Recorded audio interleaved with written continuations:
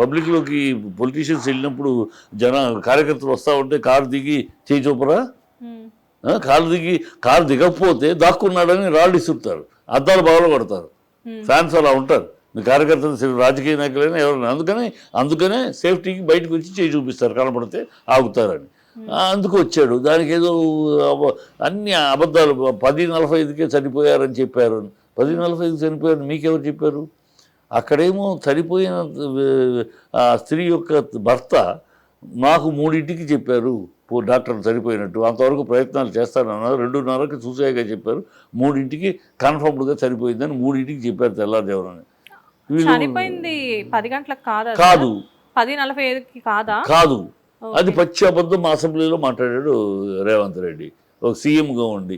చనిపోయింది 3 గంటలకని ఆ హస్బెండ్ చెప్తున్నాడు. చచ్చిపోయిన అమ్మాయి యొక్క భర్తకి డాక్టర్లు చెప్పారు 3ంటికి చనిపోయింది అని. వీళ్ళకి 10:45కి చనిపోయిందని ఎవరు చెప్పారు? వీళ్ళకి సీఎం చెప్తున్నారు కదా. సీఎం ఈ అబద్ధాలు చెప్తున్నాడు. 10:45కి చనిపోయారు, చెబితే వెళ్ళలేదు. ఇవన్నీ పచ్చి అబద్ధాలు. సీఎంకి అంత అవసరం ఏముంది సార్? ఏం అవసరం అంటే ఆయన చేసిన ప్రభుత్వం చేసిన తప్పుని సర్దుకుంటానికి. ప్రభుత్వం తప్పు చేసింది, ప్రభుత్వం చేసిన తప్పుని కవర్ చేసుకోవాలి.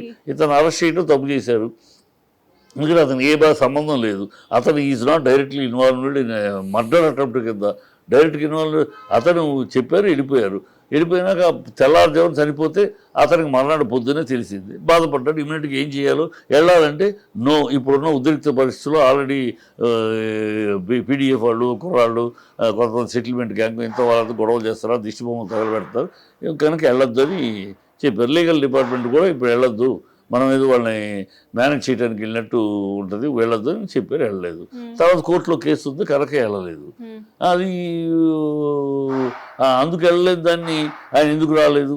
మానవత్వం లేదా, ఇది లేదా? మానవత్వం ఉండబట్టే 2 కోట్ల రూపాయలు ఒక ఇది కార్పస్ ఫండ్ తయారు చేసి ఆ పిల్లాడి పేరు మీద 2 కోట్ల రూపాయలు చేసి అతని బిల్లు అతనికి కావాలని ఫ్యూచర్లో ఏం కావాలంటే చేస్తానని హామీ ఇచ్చి వాళ్ళ నాన్న అర్జున్ వాళ్ళ నాన్న అరవింద్ గారు వెళ్ళారు, మిగతా వాళ్ళ మామగారు వాళ్ళు వెళ్ళి చెప్పొచ్చారు.